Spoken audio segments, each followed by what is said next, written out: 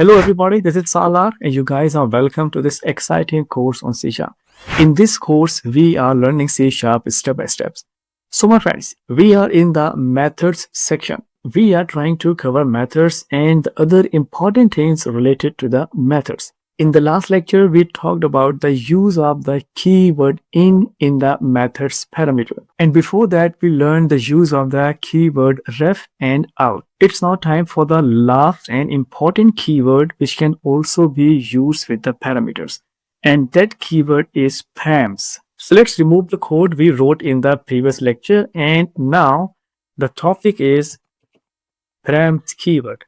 Params simply means variable number of parameters. It's interesting. Using params, we can code methods which can receive variable numbers of parameters. In other words, methods do not have fixed parameters length. Let us see how do we code such method and then we will talk more about it. We are going to write a method which can add numbers. How many numbers? We are not sure. Method is capable of adding different amount of numbers. Let's start with the void. The name of the method is add numbers like this. And now the parameter params integer numbers. Param is for variable numbers of parameters. We don't know the exact amount of the parameters, and that's why params automatically collect all the parameters in an array, and it sounds logical. Now we can figure out further this method. This method gonna generate the sum of all the numbers. So we have an variable to hold the sum. Let's now run the for each loop like this. And finally, we are going to publish the result. Sum. That's it. Now, this method, like I said, is capable of receiving variable number of arguments or the parameters. Calling to this method is interesting and that will clear all the points. So we are going to call this method. In the first call, we do not send any parameter and the program won't complain. Our program will simply set the length of the number variable to 0. Now, in the second call, we are going to pass only one parameter. In the third call, we are going to pass 2 parameters. In the fourth call, let's say 1, 2, 3, 4, 5.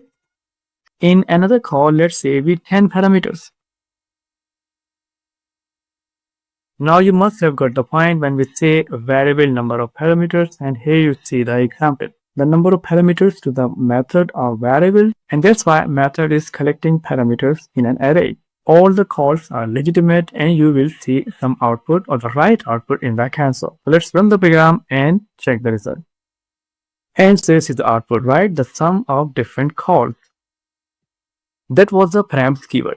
Let's now talk about some important things you need to be careful about while using params. The first thing here is when you combine params with other normal parameters, then the params parameter should always be at the end of the parameter list. What does it mean? Let me show you. Let's say we have a method log. It has a normal parameter info and a param parameter of type string message.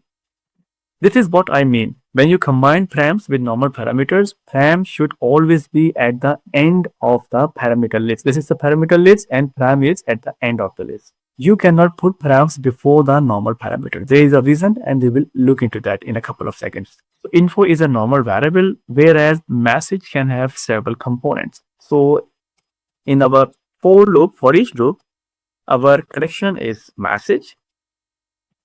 We would say info plus space concatenation msj. You must change the loop variable.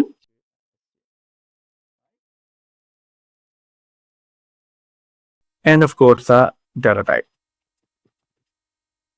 Now, the calling of this method is very interesting. The first parameter should always be for the info, and the rest of the parameters are automatically collected by the params array.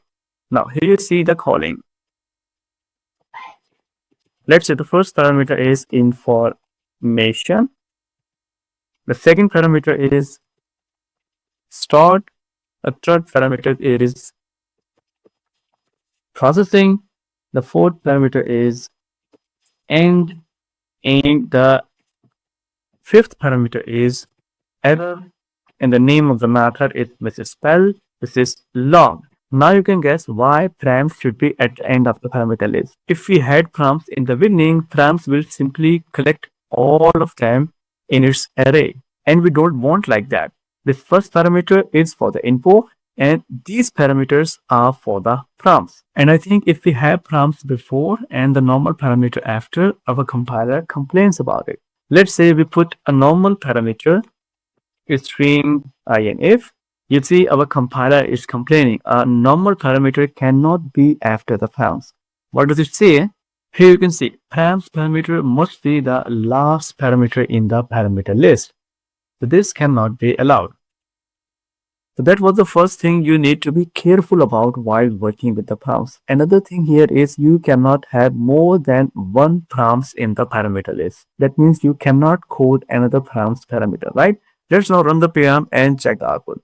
And so you see a beautiful output. All the params parameters: start, processing, end, and error.